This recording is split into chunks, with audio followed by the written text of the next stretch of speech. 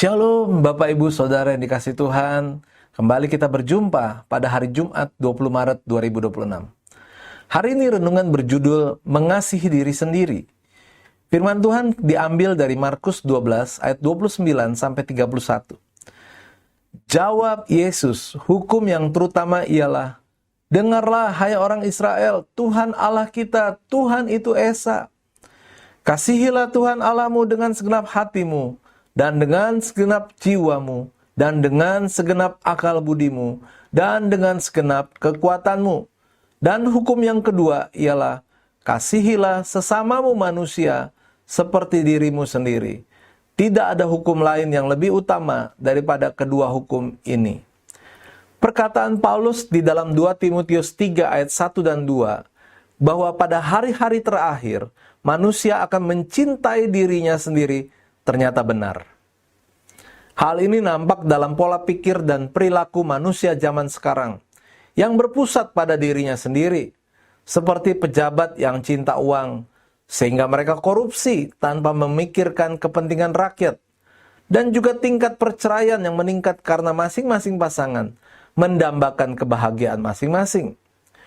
Namun Yesus sendiri memerintahkan kita untuk mengasihi sesama, seperti kita mengasihi diri sendiri. Apakah kedua hal ini bertentangan? Bolehkah orang Kristen mengasihi diri sendiri?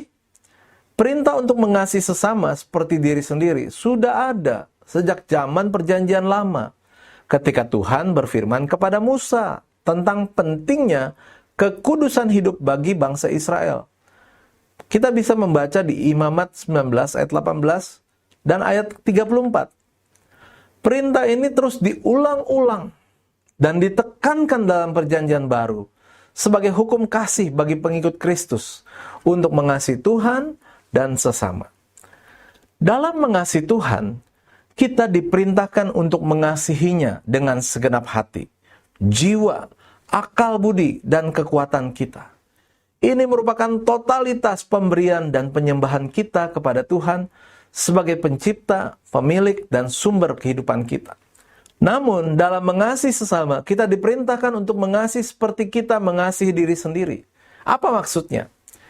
Pertama, kita dipanggil untuk menjaga tubuh sebagai bait Allah karena Roh Kudus diam di dalam diri kita. 1 Korintus 3 ayat 16, 1 Korintus 6 ayat 19. Ini merupakan perintah untuk mengasihi diri sendiri dalam kekudusan yang Tuhan berikan. Dengan demikian, kita akan menjaga kesehatan jasmani, tidak mencemarkan tubuh dengan perbuatan dosa, dan segala sesuatu yang kita lakukan untuk memuliakan Tuhan. Kedua, memahami prinsip mengasihi diri sendiri dalam terang aturan emas yang berkata, segala sesuatu yang kamu kehendaki supaya orang perbuat kepadamu, perbuatlah demikian juga kepada mereka. Matius 7 ayat 12. Firman Tuhan ini mengajar kita untuk mengasihi diri sendiri bukan dengan kasih yang egois dan merugikan orang lain, melainkan dengan tetap memperhatikan kepentingan dan kebutuhan orang lain. Perlu diingat bahwa kekuatan dan kemampuan kita untuk mengasihi Tuhan dan sesama berasal dan berlandaskan atas kasih Tuhan sendiri. Dengan demikian, mengasihi diri sendiri dalam konteks kekudusan Tuhan dan aturan emas ini memberikan batasan dan definisi yang jelas untuk melakukannya dari, oleh, dan bagi Tuhan. Roma 11 ayat 36. Kita dapat mengasihi diri sendiri dengan menjaga kesehatan tubuh agar siap dipakai untuk melakukan kebaikan dan melayani Tuhan.